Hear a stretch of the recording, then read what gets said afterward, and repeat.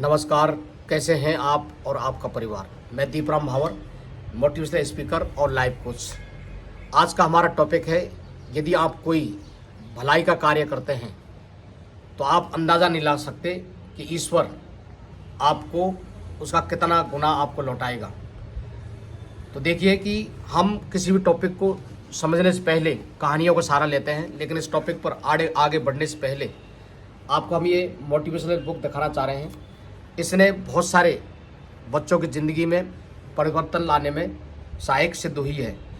तो यहाँ पर ये देखिए, एक मेड घरों में काम कर कर अपना और अपने परिवार का वो काम चलाती थी। तो उसकी माँ ने एक दिन उनको फ़ोन किया कि बेटा पैसे 30,000 रुपये भेज दीजिए। अपना जो मतलब एक प्लॉट है, साहूकार से ज़रूरत पड़ने पर पैसे लिए थे तो उसने उसको गिरवी ले लिया। यदि हमने उसको समय पर पैसे नहीं दिए तो वो अपने प्लॉट पर कब्जा कर लेगा। तो यहाँ पर देखिए कि उसकी बेटी ने उससे कहा कि मम्मी मेरे पास तो इतने पैसे कहाँ हैं, मैं 4 घरों में काम करती हूँ तो बमुश्किल से मुझे 10,000 रुपये मिलते हैं, जिसमें से हर महीने मैं आपको 6,000 रुपये दे देती हूँ और 4,000 रुपये मेरे खर्च के लिए बचते हैं। ऐसा कैसे पॉसिबल है। लेकिन जब माँ ने बड़ी मासूमियत से अपनी बच्ची से बोला, मतलब अपनी बेटी से बोला कि बेटा कहीं से भी ये पैसे का बंदोबस्त कर दीजिए, नहीं तो साहूकार अपने प्लॉट पर वो कब्जा कर लेगा, फिर अपन कहीं के नहीं रहेंगे। प्लॉट मीन्स उनका जो घर था उस पर वो कब्जा कर लेगा। तो उसने बार बार बेटी ने कहा कि माँ मैं बंदोबस्त नहीं कर सकती, मैं कैसे करूँ। तो उसकी माँ ने उससे कहा बड़ी ही मासूमियत से कि बेटा आप इतने घरों में काम करती हो, अपने जो मालिक है जिनके वहाँ काम करती हो तो वहाँ से आप पैसे ले लीजिए। आप 4 घरों में काम करती हो तो थोड़ा थोड़ा पैसे ले लीजिए, जिससे हम मतलब साहूकार का पैसा चुका देंगे तो अपना घर बच जाएगा। तो उसने कहा कि माँ आप कैसी बातें करती हो कि मुझ जैसी जो मेड है, जो गरीब है, उसको कौन पैसा देगा। तो लेकिन माँ ने उससे कहा कि बेटा आप मांग कर तो देखिए।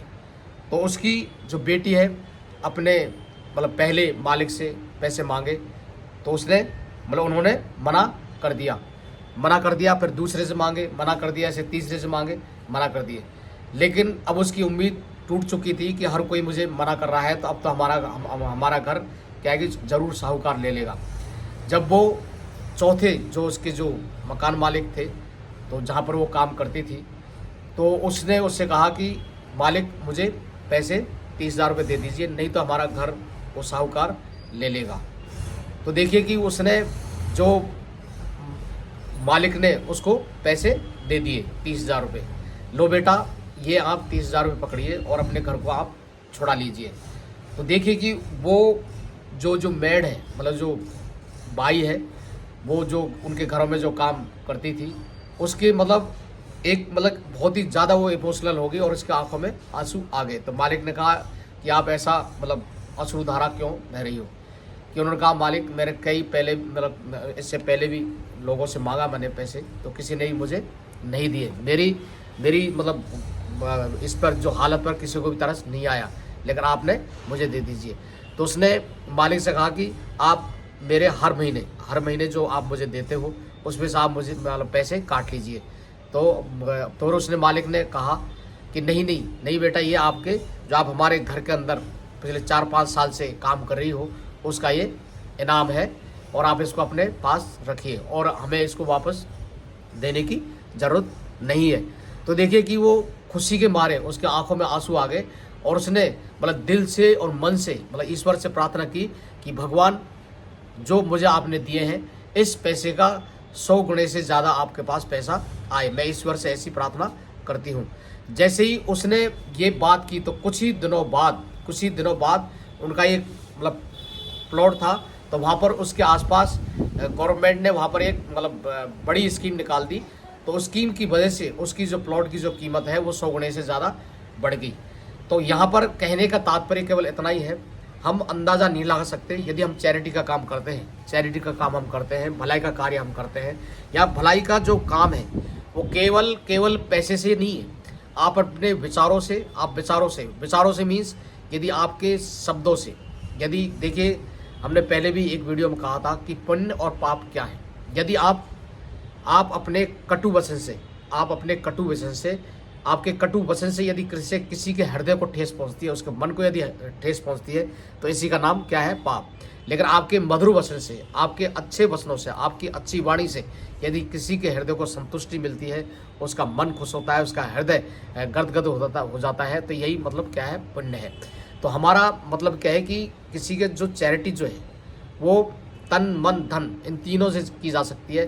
तन मीन्स यदि कोई अच्छा कार्य कर रहा है तो आप उसके अंदर अपने शारीरिक मतलब सामान को इधर से उठाना, उधर से उठाना, टेंट लगाना वगैरह वगैरह जो भी आप कर सकते हैं। और यहाँ पर मन मीन्स बुद्धि। यदि आप पढ़े लिखे हैं, एजुकेटेड हैं, तो आप किसी को पढ़ा सकते हैं, उनको लिखा सकते हैं, या उनकी मतलब एज ए बौद्धिक उसकी आप हेल्प कर सकते हैं। लेकिन यदि धन मीन्स यदि आपके पास में टाइम नहीं है, आपके पास में टाइम की शॉर्टेज है, जो लोग चैरिटी का काम कर रहे हैं जैसे कि हमारा एनजीओ है, हमारे सेव आवर अर्थ फाउंडेशन, ऐसे बहुत सारे एनजीओज हैं जो चैरिटी का काम करते हैं। तो हम जैसे जो लोग एनजीओ चला रहे हैं उसमें आप हेल्प कर सकते हैं। मतलब हम जो स्कूल चलाते हैं या गरीब बच्चों को जो पढ़ाते हैं वहाँ पर आप पढ़ा सकते हैं, या आपके पास वक्त की कमी है तो आप हमें डोनेट भी आप कर सकते हैं। तो हमने इस वीडियो के माध्यम से केवल यही बताया है कि ईश्वर कभी भी अपने पास में उधार नहीं रखता। यदि आप अच्छे कार्य करते हैं तो उसका आपको मतलब फल जरूर मिलेगा, लेकिन यदि हम बुरे कार्य करते हैं तो उसका भी हमें फल जरूर मिलेगा। तो हम ये देखिए, ज़िंदगी बहुत ही छोटी है। ये कई लोगों ने कहा कि ज़िंदगी जो है हमारी वो पानी का बुलबुला है। और बहुत सारे जो लोग हैं, हमने पहले भी एक वीडियो में कहा है कि बहुत सारे जो लोग हैं तन मन धन इन तीनों के ऊपर वो मतलब इतराते हैं, कहने का मतलब वो क्या बोलते हैं, घमंड करते हैं। लेकिन इस दुनिया के अंदर कुछ भी नहीं रखा। एक सेकंड का कोई हिस्सा ऊपर वाले को देर लगती है, वो आपके तन मन धन सभी को वो नष्ट कर देगा। तन मीन्स आपके शारीरिक रूप से वो उसमें कुछ भी विकृति आ सकती है, और मन मीन्स बुद्धि वो आपको कुछ भी मतलब हो सकता है, आपकी बुद्धि को आपको मेंटली प्रॉब्लम हो सकती है, कुछ भी ऐसा हो सकता है। और धन तो ऐसा है, ये जो लक्ष्मी है वो हमेशा ही चलायमान रहती है। ये जरूर नहीं कि किसी के पास में ये रुक जाए, कोई भी मतलब किसी वजह से ये चलायमान हो सकती है, मतलब जा सकती है आपके पास से। इसलिए हम जीते जी जितना अच्छा हो सके इन तीनों ही तरीके से मतलब हम लोगों का भला करें, उनके लिए प्रति अच्छाई करें, जिससे कि हमारा मन भी खुश होगा। ये नेचुरल, जैसे कि मैं हमेशा बोलता हूँ कि मैं स्वार्थी मीन्स मैं यदि किसी के चेहरे पर किसी न किसी तरीके से यदि मुस्कान लाता हूँ तो मेरा हृदय भी गदगद हो जाता है, मुझे भी बड़ी प्रसन्नता होती है। तो आपने हमारे इस टॉपिक को एक छोटी सी कहानी के माध्यम से आपने समझा, उसके लिए आपका तहे दिल से शुक्रिया। और देखिए, आप यदि चाहें तो हमारे बारे में डिटेल जानने के लिए आप हमारे जो एनजीओ उसको आप विजिट कर सकते हैं, save our earth foundation. Google पर सर्च करें, या गूगल पर आप हमारा नाम भी सर्च कर सकते हैं, जिससे कि हमारे एनजीओ के बारे में और हमारे जितने भी जो सोशल अकाउंट है उनके बारे में आपको पता लग जाएगा। तो मात्र मतलब गूगल पर आपको केवल इतना ही देना है, दीपराम भावर मीन्स DEEPRAMMAHAWR। आपने इस वीडियो को देखा तो जैसे आप ये सर्च करेंगे तो हमारे बारे में आपको फुल डिटेल मिल जाएगी, और वहाँ से हम हमारी जो मोटिवेशनल बुक है उसको भी आप वहाँ से डाउनलोड कर सकते हैं, या आप हमारे मिशन में साथ दें तो आप मोटिवेशनल बुक का प्रिंट आउट निकाल कर ज़रूरतमंद लोगों को आप दे सकते हैं। आपने इस वीडियो को देखा उसके लिए तहे दिल से शुक्रिया, थैंक यू।